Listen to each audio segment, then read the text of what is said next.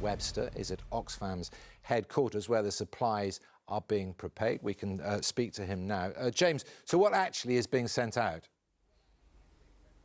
Well, pallet after pallet of life-saving kit. We're at a depot at Bicester near Oxford where it was packed up and sent the thousands of miles on its way to Nepal earlier on today. £80,000 worth of items were on that lorry load, which is now making its way to Birmingham Airport, ready for a specially chartered flight this weekend. It will arrive on the ground in Kathmandu early next week, and this is some of the kit which is being sent out there. You've got large shelters capable of housing an entire family. You've got sanitation kits, you've got portable toilets, you've got equipment to provide safe drinking water for 10,000 people a day. With us now is Shaheen Chugtai from Oxfam. Shaheen, what will this kit do for the people out there? Well, there are hundreds of thousands of people who've suffered terribly. They've lost their homes and they've lost everything inside. So many of them have been without food, water or a roof over their heads for many days. So this kind of equipment that you can see has already started to make a huge difference to these people. And it must be incredibly challenging to get it there. Absolutely. Kathmandu Airport is extremely busy right now with aid arriving from all different kinds of countries from around the world. And then there's a huge challenge in trying to get that aid not only to the people in the city but in the surrounding area and the thousands of mountain villages scattered across Nepal. OK, Shaheen, thank you very much indeed. This is just the first lorry load of aid to leave from here because the need is so great. Further consignments are planned for next week. James Webster, many thanks. James Webster reports on a chilly challenge. It's unlike any rugby pitch these men have ever played on, but then this is the magnetic North Pole, and just getting here has been a challenge for this team led by former England internationals Tim Stimpson and Ollie Phillips. The terrain is unforgiving and fairly undulating. It's beautiful. It's like almost like a lunar landscape up here, but it's testing, and when you're dragging 50 kilos behind you, it really does take out your legs. They trekked 100 miles over 4 days. Temperatures got down to -30. We are officially on top of the world, guys. We have reached the magnetic North Pole. And that meant kick-off for what is now the most northerly game of rugby ever played. It was fantastic. Yeah, they were so excited. They stripped down to the sort of bare minimum so that they could run. The old competitive spirit always kicks in, and it was just something really special. The team hope this expedition will raise £300,000 for the charity Wooden Spoon, which helps children with disabilities or who are disadvantaged. It's a match they'll never forget. James Webster, ITV News.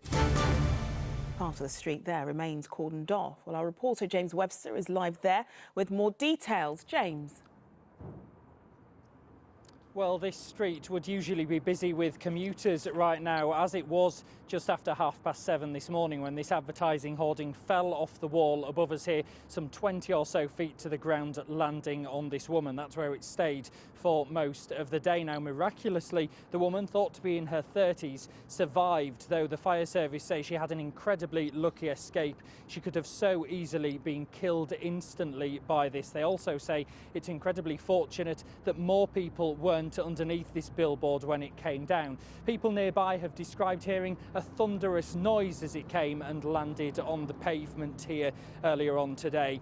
There are reports that the woman ended up almost completely inside the metal structure, just her head and hands visible as she laid on the ground here. All 3 emergency services were called to assist her. She was taken to the nearby St George's Hospital for treatment for leg and hip injuries, though they're not thought to be life-threatening.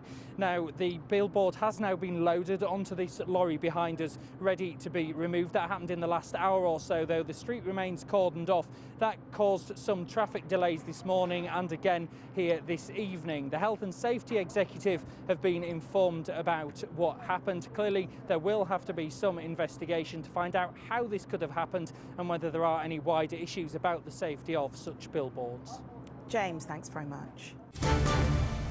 It prompted a round of applause from his fellow performers, and as James Webster reports, he didn't have long to perfect his moves.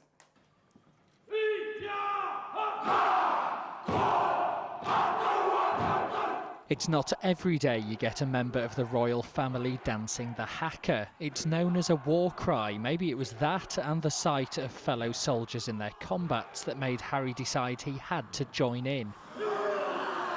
He was given just 20 minutes behind closed doors to learn the dance while visiting the country's biggest army base. He was eager and he was keen and he was just in love with learning our army haka. Harry was given quite a welcome flying into Linton military camp by helicopter. He joined some of the soldiers' children for a game of rugby. I'm sure there's a method of doing this, but I'll probably get it wrong. Then chance for a spin in one of the tanks and a vehicle designed to cope with any terrain. He also helped prepare a traditional Maori lunch cooked in a pit on hot stones.